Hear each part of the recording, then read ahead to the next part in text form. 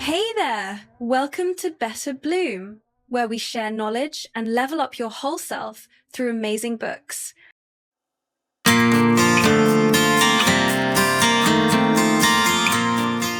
All right, bookworms, gather round and buckle up. You know I wouldn't steer you wrong. Today, we're diving headfirst into a book that's practically a rite of passage for anyone on a quest for, well, anything. We're talking about Paulo Coelho's The Alchemist. Seriously, if you haven't read it, you're missing out. And hey, if you get a chance, snag a copy, support the author, because this ain't just some scribbled down fluff, it's genuine heart and soul stuff. Now, I know, at first glance, it might seem like another one of those self-help books, wearing a fancy literary disguise. Your knee-jerk reaction might be, pass, I'm allergic to platitudes. But trust your girl here, The Alchemist ain't that. This is a time story asterisk. A beautifully, almost deceptively simple story that will absolutely burrow its way into your brain and your heart. It's the kind of book that sneaks up on you when you least expect it and leaves you pondering the meaning of life while you're waiting in line at the grocery store. Seriously, folks, this book has seen things. We're talking translated into a mind-boggling 81 languages, a certified mega bestseller in over 170 countries, and it's been kicking around inspiring people for over 30 years.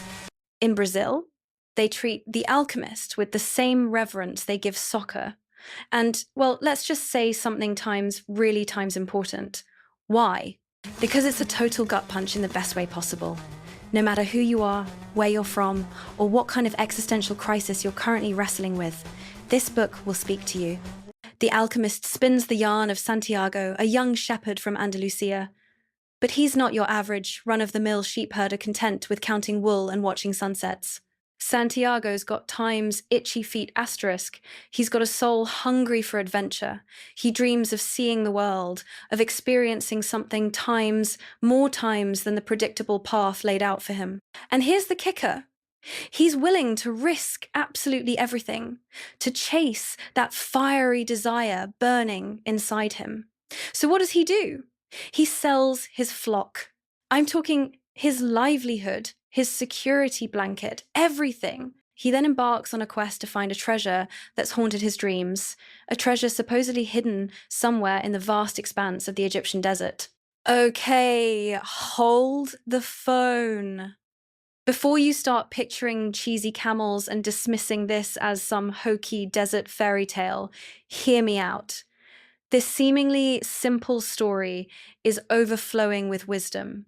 It's chock full of struggles that are so incredibly relatable, it's almost scary. It's a metaphor, a symbol, a stand-in for our time's journeys, our fears, our untapped potential. And I'm telling you, by the time you close the book, you will be thinking long and hard about your own personal legend. That's Coelho's term for your unique purpose in life.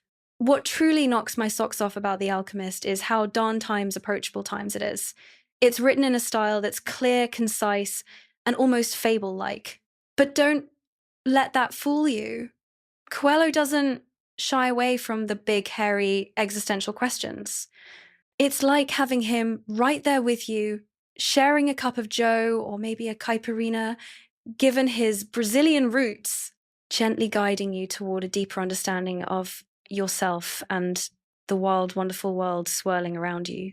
And here's a little behind-the-scenes intel that really adds depth to the story.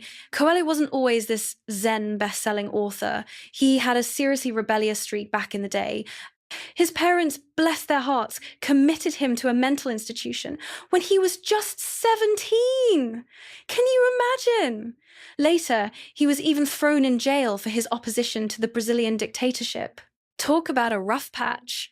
This guy knows a thing or two about wrestling with societal expectations and forging his own path. It wasn't until he was 38, feeling totally lost and unfulfilled, that he decided to embark on a pilgrimage. He walked nearly 600 miles to Santiago de Compostela in Spain. This journey, lasting over 3 months, was a complete game changer for him. It was during this time that he started to understand his time's own asterisk, personal legend. He then poured all those hard-earned insights into the story of Santiago the shepherd. Following its publication, The Alchemist struck a chord with millions of people worldwide, becoming a freaking asterisk beacon times of hope for those feeling adrift or unsure of their direction in life. Coelho became a literary superstar, often compared to the legendary Gabriel Garcia Marquez, the mastermind behind 100 Years of Solitude. That's times some serious literary street cred. The central message of The Alchemist boils down to this. Without a purpose, life is just a chaotic maze. If you're too afraid of losing what you have, you'll never chase what you truly want. Boom. Mic drop. That's the kind of stuff that sticks with you. Okay, let's dissect this story a bit more, shall we? Santiago hails from a humble family in Spain. His parents, like most parents, crave stability and security for their offspring. So, naturally, they sent him to seminary with the expectation that he'll become a priest, a respectable profession that would bring honor to the family name. But Santiago, bless his adventurous soul, has other plans. He's got that incurable wanderlust. He yearns to explore the world, to experience the unknown, to live life beyond the confines of his sleepy little village. One day, he finally musters the courage to tell his father that he doesn't want to be a priest. He wants to be a shepherd, a wanderer, a free spirit, a dude with a flock and a wide-open horizon. His father, though initially resistant, because, let's be real, what parent times wouldn't times be, eventually relents. He hands Santiago 3 gold coins and says, "Buy a flock of sheep and live the life you want." This isn't just a compromise, it's a subtle blessing of Santiago's dreams, a hidden acknowledgement of the wanderlust that once flickered in his time's heart. Because, let's be honest, everyone has dreams. The baker dreams of traveling to Mecca, the roadside vendor dreams of visiting Africa. Heck, even the thieves lurking near the pyramids dream of finding treasure, just like Santiago. But for a whole host of reasons, fear, doubt, societal pressure, they give up on those dreams, succumbing to the grind of reality and settling for a life filled with what-ifs. And what's the main culprit behind this dream abandonment? It's the fear of loss, the constant calculation of potential gains versus potential losses. It's this obsession with security, this need to play it safe, that blinds them to the boundless possibilities lurking just beyond their comfort zones. Santiago, however, refuses to be shackled. He breaks free from the perceived security of his familiar surroundings and becomes a shepherd, choosing a life of freedom, adventure, and the open road. For 2 glorious years, he soaks up the shepherd life, tending to his flock, marveling at the beauty of the countryside, and crossing paths with all sorts of interesting characters. He thinks he's content. He thinks he's found his place in the world. But then, bam! The universe throws him a curveball in the form of a recurring dream. For 2 nights in a row, he dreams of a child who leads him to Egypt and reveals that a treasure awaits him near the pyramids. What does this dream times mean? Asterisk. Is it a sign? Is it just a random figment of his overactive imagination? He starts searching for answers, and that's when he stumbles upon Melchizedek, the king of Salem, who drops a truth bomb. The dream is, in fact, his personal legend, his destiny calling. The treasure is undeniably tempting, but Santiago hesitates. He's comfortable with his life as a shepherd. He has his sheep, his routine, his oh-so-predictable sense of security. To chase the treasure means throwing caution to the wind, venturing into the unknown, and facing potential dangers lurking around every sandy dune. He's at a crossroads, a situation we all find ourselves in at some point in our lives. Should he play it safe and stick with what he knows? Or should he take a leap of faith and chase his dreams, no matter how crazy they might seem? It's a classic dilemma, and one that hits home for so many readers. Melchizedek, in his infinite wisdom, tells Santiago that his personal legend is what he has always wanted to accomplish. This statement reignites the fire within Santiago. Isn't it his lifelong dream to see the world? He decides to listen to the whispers of his heart and embark on his quest to find the treasure. One of the biggest regrets people have isn't usually about the things they times did times, but rather the things they times didn't times do. We might temporarily kick ourselves for a failed attempt, but eventually we find a way to rationalize it and move on. But those dreams we never chase, those opportunities we let slip through our fingers, those are the things that haunt us for the rest of our lives. As one writer so eloquently put it, because we don't take the first step, our dreams remain distant. Dreams can't bear to wait forever. And they definitely don't respond well to discouragement. They're like red-hot steel, fresh from the forge. They need to be shaped quickly at a high temperature, or they'll cool down and become difficult to mold. So, when that long-held dream suddenly awakens, act times immediately asterisk. Take that first step while the passion is still burning strong. Even if you don't reach your ultimate goal, you'll become a better, stronger, more resilient version of yourself along the way. Okay, so Santiago decides to chase his dream. But hold on to your hats, folks, because it's not all rainbows and sunshine. This is where the real times test begins. In Africa, he gets hit with a double whammy right out of the gate. First, there's the language barrier. He doesn't speak Arabic, and he feels lost, isolated, and utterly clueless. Second, he meets a man who speaks Spanish and pretends to be his friend. But guess what? The dude's a con artist who steals all of Santiago's hard-earned money. Just the day before, Santiago was buzzing with hope and excitement. Now, he's flat broke and stranded in a foreign land. He thinks back to his flock of 60 sheep and realizes that he has absolutely nothing left. He's utterly alone in a strange and unfamiliar place, a feeling most of us can, unfortunately, relate to. But then he remembers the powerful words of Melchizedek. When you want something, all the universe conspires in helping you to achieve it. These words give him renewed confidence and courage. He picks himself up, dusts himself off, and sets out to find a way to survive, because that's what humans do, right? Life sometimes throws us these crazy curveballs, but it also offers us opportunities if we're open to seeing them. You just need to have a keen eye for problems that need solving and a genuine willingness to help others. Santiago stumbles upon a crystal shop on the street. It's seen better days, business is slow. He offers the owner a simple suggestion: clean the crystal to attract more customers. He even volunteers to polish all the crystal in the shop in exchange for a decent meal. The owner is hesitant, but Santiago starts polishing the crystal anyway, putting in elbow grease and a positive attitude. And guess what? Sure enough, 2 customers walk in and buy something. He gets hired. But his dream of reaching Egypt, thousands of miles across the unforgiving desert, seems farther away than ever. Sometimes you work incredibly hard for a long time, but it feels like your dream is always just out of reach. It's easy to feel discouraged, like you're spinning your wheels and getting nowhere fast. Santiago feels that discouragement creeping in. But he keeps working at the crystal shop, focusing on earning money and putting his big dream on hold for a while. Sometimes you have to temporarily set aside those lofty dreams and focus on the here and now.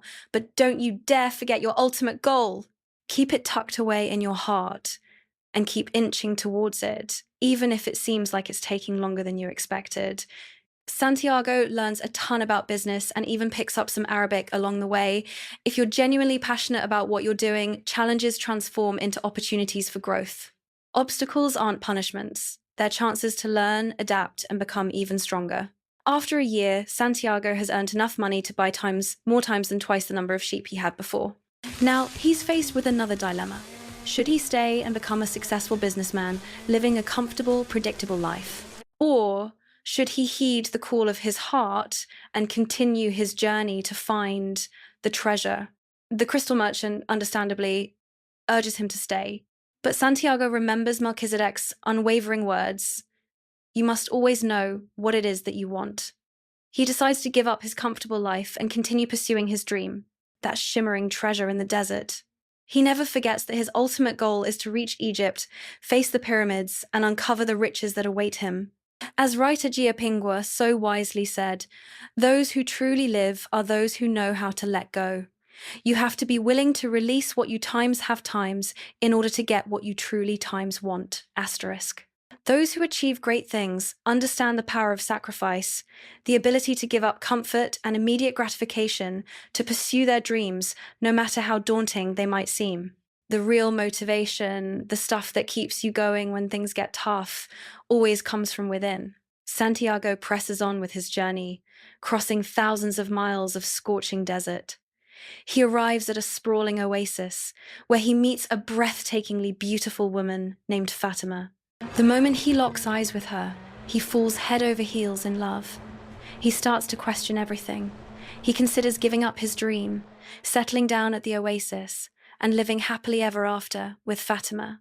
But the persistent dreams of the alchemist keep haunting him, relentlessly reminding him of his personal legend, that nagging sense that he's meant for something times more asterisk. Santiago realizes that quitting on his dream will not only lead to lifelong regret for himself, but would also burden the person he loves with the weight of that decision. So, after a period of soul-searching, Santiago reaffirms his commitment to pursuing his dream and reaching the pyramids of Egypt. The writer Zhao Ping'ao said that the person who truly lives must be someone who knows how to let go. If you are willing to let go, you can get it.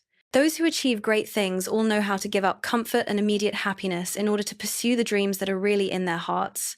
The real motivation always comes from the inside, bubbling in the heart. Next, Santiago faces countless great challenges when he embarks on the search for treasure in Egypt. While crossing the desert, he was captured by military camp soldiers, and all his money was taken away. He encountered a forced situation where he had to turn himself into the wind within 3 days, otherwise he would lose his life to those people. In the face of such impossible challenges, he still maintained his spirit. He used all his love and heart to communicate with the sun and wind, feel the soul of the world, connect with all things, and strive to understand the language of the universe. With the encouragement and inspiration of the alchemist, he challenged the impossible and finally turned into the wind.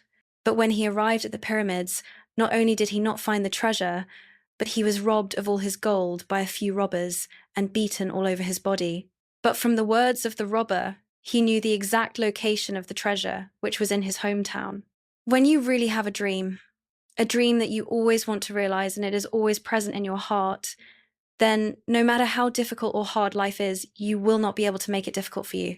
Just as Nietzsche once said, a person who knows why he lives can endure any life. And the author also reveals that when you have the ability to realize your dreams, it makes life more interesting. Each of us has infinite possibilities in life, and the process of pursuing dreams always contains countless joys.